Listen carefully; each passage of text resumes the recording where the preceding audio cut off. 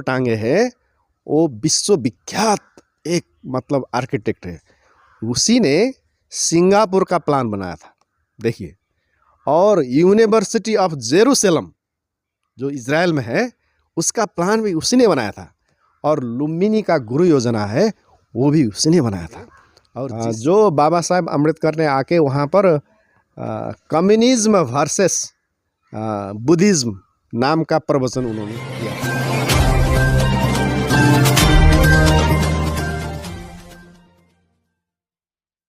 नमस्कार, आप देख रहे हैं एनबी न्यूज़ 24/7 नीलम बोध के साथ। और आज हम पहुंचे हैं नेपाल के लुम्बिनी वन में। जी हाँ, लुम्बिनी वन, बहुत सारा इतिहास इससे जुड़ा है। लेकिन उससे पहले मैं आपको अंदर लेकर चलना चाहूँगी और दिखाना चाहूँगी यहाँ का जो दृश्य है वो कितना मनमोहक है।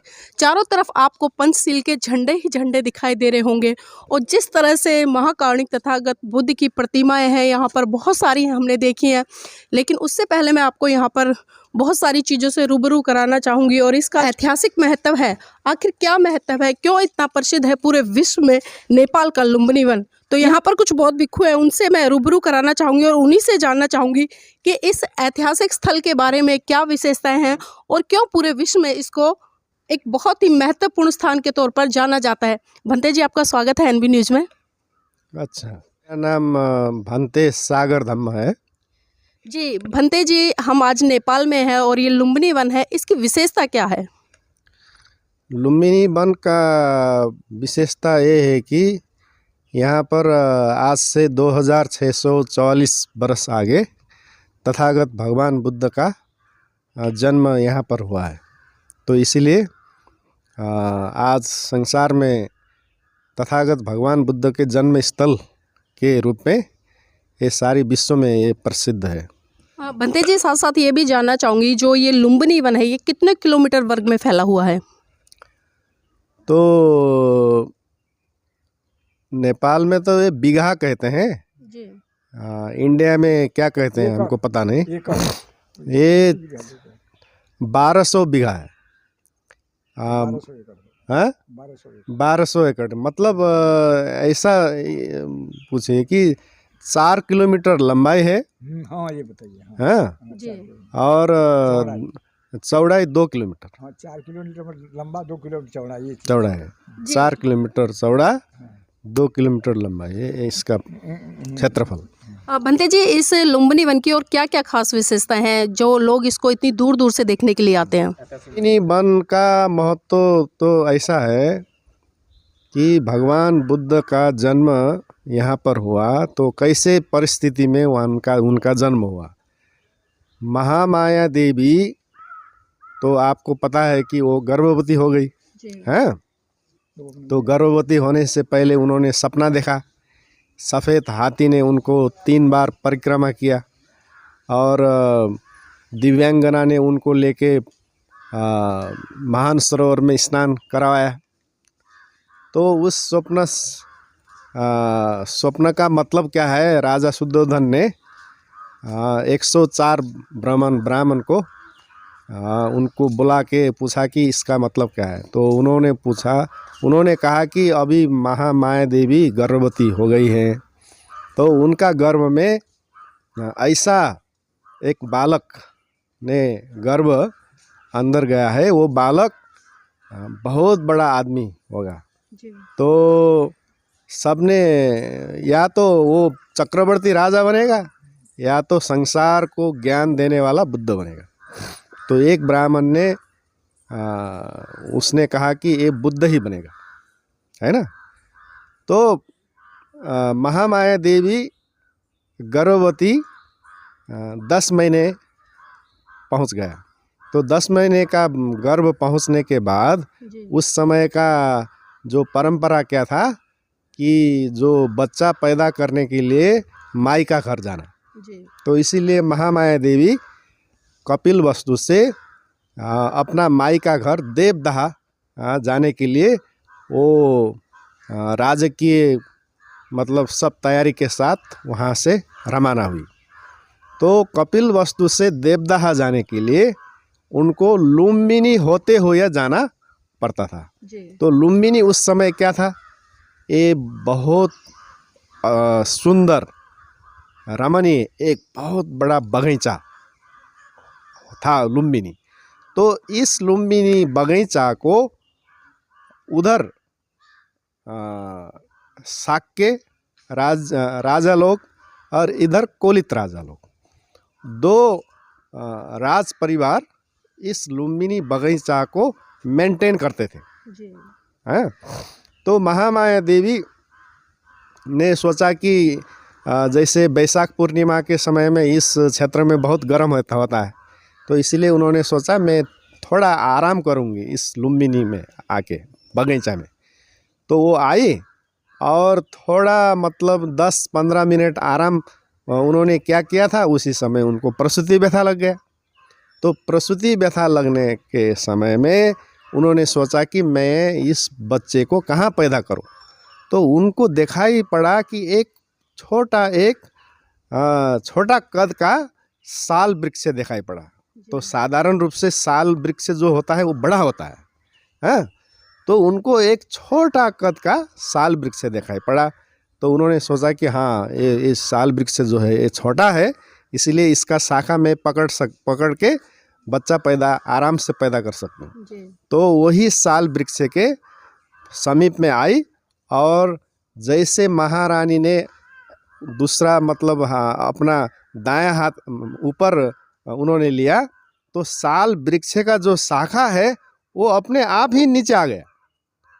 हाँ, तो उस समय उन्होंने उस साल वृक्ष का शाखा पकड़ के बहुत आराम से, हाँ, जैसे साधारण जो बच्चे पैदा करने के समय में औरत लोगों का बहुत तकलीफ होता है ना। तो लेकिन हमारे जो भगवान तथागत भगवान बुद्ध जिस समय वो बोधिसत्व थे सिद्धार्थ कुमार, उनको पैदा करने में माता माया देवी को किसी तरह का तकलीफ नहीं हुआ, क्योंकि उनका जो बच्चा है वो क्या है, इस सामान्य व्यक्ति नहीं है, हाँ। तो इसीलिए उनको कोई भी तकलीफ बिना उनको मतलब सिद्धार्थ कुमार को मतलब उन्होंने जन्म दिया। तो जन्म वही लुम्बिनी बगीचे के अंदर हुआ। तो अब कोई आदमी नहीं मानेंगे ये हमारे उसके सरोकार विषय नहीं, लेकिन जो जिस ग्रंथ में जो लिखा है वो हम कह रहे हैं, ठीक है। तो जिस समय सिद्धार्थ कुमार का जन्म हुआ, कोई भी मनुष्य लोगों को पता नहीं था कि आज सिद्धार्थ कुमार का जन्म होगा। भविष्य में बुद्ध बनने वाला जो आदमी आज ऐसे जगह पे ऐसे समय में उनका जन्म होगा कह के मनुष्य लोगों को पता नहीं था, लेकिन देवता को पता था आज लुम्बिनी ऐसे जगह पे बोधिसत्व का जन्म होगा, बाद में वो बुद्ध बनेगा। तो जिस समय हमारे सिद्धार्थ कुमार का जन्म हुआ तो वो जय जयकार मनाने लगे। तो उस समय उस पे लिखा है कि महाब्रह्मा वहाँ पर प्रकट होके उस बच्चे को आपने गोद पे ले लिए। महाब्रह्मा ने वो बच्चे को गोद में लिया और नमन किया और उसके बाद वो महाब्रह्मा ने माया देवी तरफ देखा और माया देवी को क्या कहा उन्होंने पाली भाषा में, अत्तमना देवी हेतु अभिशंखो पुत्तो लोके उपन्नो। अत्तमना देवी हेतु अभिशंखो पुत्तो लोके उपन्नो। इसका मतलब क्या होता है कि जितने भी इस संसार में पुत्र का जन्म हुआ है और जन्म होगा, उसमें श्रेष्ठ पुत्र आपने जन्म दिया है, आपको बधाई है कह के उन्होंने बधाई दिया माया देवी को। तो उस समय दूसरा आश्चर्य क्या हुआ कि जो उन्होंने बधाई दे रहे थे माया देवी को, वो बच्चा महाब्रह्मा के हाथ से फिसल के जमीन पे आ गया और जमीन पे आके वो बच्चा ऐसा खड़ा हो गया। खड़ा होके सबसे पहले उसने पूरब दिशा देखा जहाँ से सूरज निकलती है, उसके बाद पश्चिम दिशा देखा, उसके बाद दक्षिण दिशा देखा, उसके बाद उत्तर दिशा देखा और आकाश में देखा और धरती देखा। धरती देखने के बाद उन्होंने दायां हाथ ऐसे ऊपर लिया, ऊपर लेके दक्षिण दिशा से उत्तर दिशा तरफ 7 कदम वो चले आगे। और उस समय क्या हुआ कि जितने कदम वो चले, कदम कदम में कमल का फूल खिल गया। और उन्होंने पाली भाषा में ऐसा भविष्यवाणी किया, अग्गो हमस्मिंग लोकस्य, मैं इस लोक में अग्रण्य हूँ। जेठो हमस्मिंग लोकस्य, मैं इस लोक में ज्येष्ठ हूँ। सेठो हमस्मिंग लोकस्य, मैं इस लोक में श्रेष्ठ हूँ। आए मंतिमा में जाति, ये मेरा अंतिम जन्म है। नत्ति दानी पुनः भवोति, इसके बाद मेरा कोई जन्म नहीं होगा। तो ये जो बात भविष्यवाणी वो जन्म लेते ही वो बच्चा ने कहा किया, तो उस समय क्या हुआ कि सारी पृथ्वी ऐसे हिलने लगी, हैं, कंपन हुआ। तो उसमें बताया गया है कि उस समय ऐसा आश्चर्य हुआ, जिस समय बोधिसत्व सिद्धार्थ कुमार ने लुम्बिनी में जन्म लिया, उस समय इर्द गिर्द के जितने भी अंधे लोग थे वो एक ही एक आंख देखने लगे। जितने भी बीरे लोग थे, कान नहीं सुनने वाले, वो कान सुनने लगे। और उसमें लिखा है कि जिस समय बोधिसत्व का जन्म हुआ, बहुत अंदर नरक में जो पापी लोग वहाँ पर जाते हैं, वहाँ कोई प्रकाश नहीं होता, अंधकार होता है वहाँ। लेकिन बोधिसत्व लुम्बिनी में जन्म लेने के समय में वहाँ एकाएक प्रकाश आ गया। तो इतना इस आश्चर्य जो है वो 2644 साल आगे लुम्बिनी में हुआ था, सिद्धार्थ कुमार का जन्म लेते समय में। भंते जी, साथ साथ ये भी जानना चाहूँगी, आपने बहुत ही महत्वपूर्ण जानकारी दी है। तो जिस तरह से नेपाल में लुम्बिनी वन है, तो नेपाल के लोग बुद्ध की आइडियोलॉजी को कितना मान रहे हैं आज के टाइम में? तो ऐसा है, नेपाल के लोग बुद्ध को मानने वाले बहुत कम लोग हैं, क्योंकि सब कुछ जो है अनित्य है ना। भगवान ने कहा सब कुछ अनित्य है।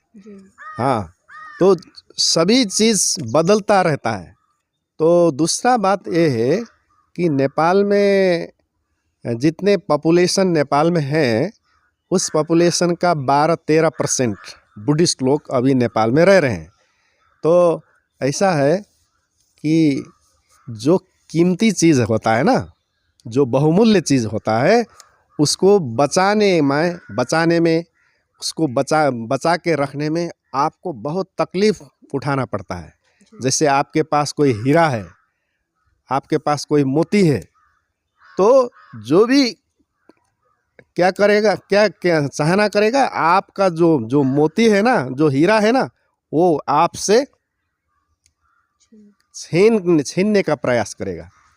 इसीलिए जो है, इस जो दक्षिण नेपाल और उत्तर भारत के लोग बहुत अशिक्षित लोग हैं, उनके पास शिक्षा नहीं है।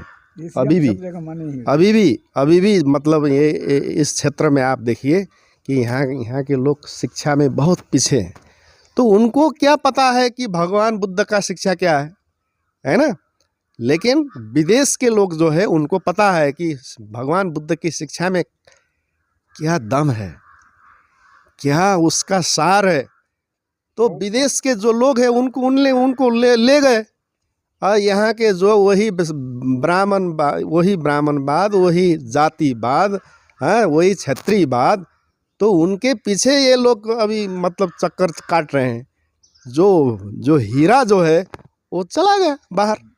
भंते जी, यहाँ पे जो बुद्धा मोनेस्ट्री है, या जिस तरह से हम कहें जो छोटे छोटे मोंग बनाकर एजुकेशन दी जाती है, क्या इस तरह से नेपाल में इस तरह की संस्थाएं चल रही हैं? हाँ, लुम्बिनी में करीब 50-60 मोनास्ट्रीज हैं, दो परंपरा के, थेरवादी और महायानी। और थेरवादी परंपरा के अनुसार नेपाल का, जैसे हमारा ये नेपाल का सबसे पुराना थेरवादी बुद्ध विहार है, ये सबसे पुराना है। 1956 में इसका स्थापना हुआ है।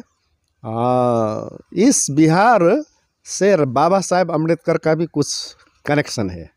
मैं आपको बताना चाहता हूँ, क्योंकि 1956 में काठमांडू में चतुर्थ अंतर्राष्ट्रीय बौद्ध सम्मेलन हुआ था।